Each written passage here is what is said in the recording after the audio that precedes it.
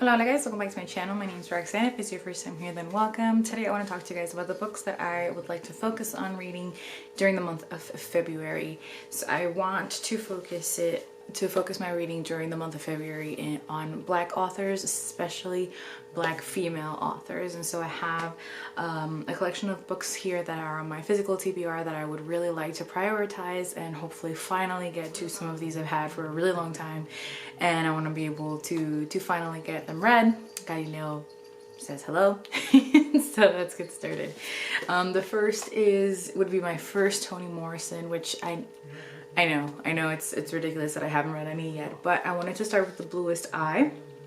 I believe this is about the sort of pressures that Black women feel to look a certain way, a very sort of European white centered type of beauty. And so this discusses a young Black girl. And that's all I know that I know about it and all that I want to know about it. I like to know very little going into my books, so this one is relatively short, but I think despite that, this is one that I really just need to sit with and take my time and go through and finally be able to get to a Toni Morrison. That is one that has been getting so much hype since it originally came out back in 2019, and it is Girl, Woman, Other by Bernardine Evaristo. And I honestly don't know anything about this. I have tried very hard to avoid any spoilers or anything that goes too in depth, besides the general feel of those who have read it that this is an absolutely amazing book. It was the winner of the Booker Prize in 2019.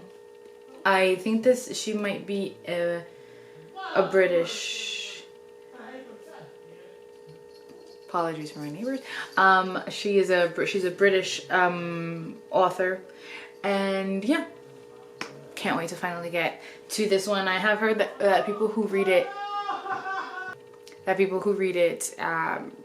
go immediately start to read it again, to reread it once they're done, because it's just so amazing. So can't wait to get to that one. And then we have a young adult, one that I've had for a really long time and that I should have read a long time ago just because of the type of story that it is. It is a Pride and Prejudice retelling set in Brooklyn, I believe, with Afro-Latino main characters.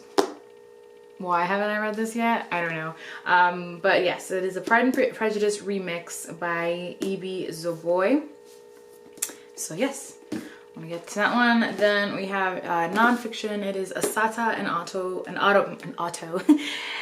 an autobiography by Asata Shakur. She is an advocate and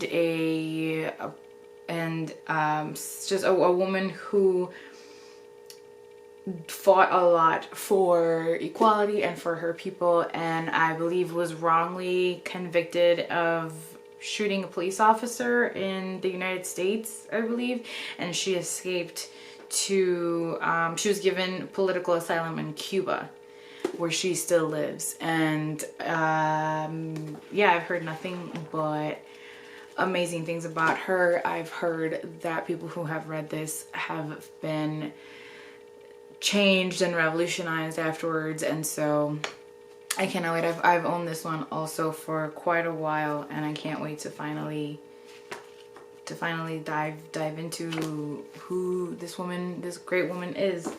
And then there is a short story collection by Roxane Gay, who is one of my favorite authors of all time, and it is Difficult Women. And again, I don't know much about the specific details of the stories that reside within this book, but the fact that it's written by Roxane Gay is basically all I need to know. So yes, I will be getting to this one hopefully this month as well. On audiobook, I would like to hopefully get to the latest Alyssa Cole book, which is currently available for me on Scribd. So I will hope How to Catch a Queen, which is the first in the Runaway Royals series, which came out this past December. And I've heard that people don't really understand why it's considered a different series than the one that she was previously doing, because it very easily could have just been a continuation of that, and some of the characters that we meet in that series show up in this one, and so there's I guess some confusion as to why there was a need to create a new series. But regardless, I have enjoyed every Alyssa Cole that I have read.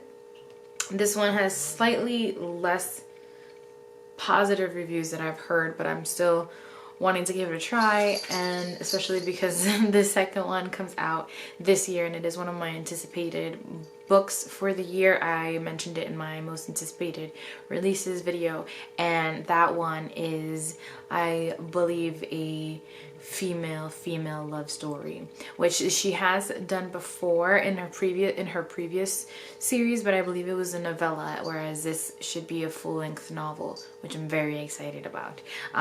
So yes, those are the books that I would like to prioritize. I have recently acquired 2 other books by Black authors that I would like to get to soon as well. But you guys know that at the beginning of the year, I always make it my goal to read as many of the books that I own on January 1st of that year throughout that year. So I want to prioritize these that I've owned for longer rather than ones that I just purchased, even though because they're new and shiny, I do want to read them. But I will prioritize these.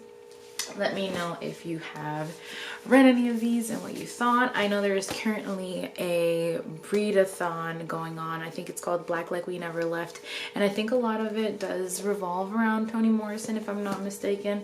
I will have to look more into it. There's been some amazing posts that I've been seeing online.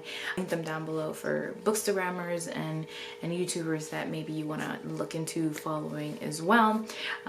So yes, happy Black History Month, which I hope that you will also be prioritizing Black reads. I know that I think Black History Month focuses on American Black history, and I do have a British woman in here, but I think reading Black women in general is amazing. So that's the priority that I want to have for the upcoming month. As always, thank you for watching and for listening. I love you guys very, very much.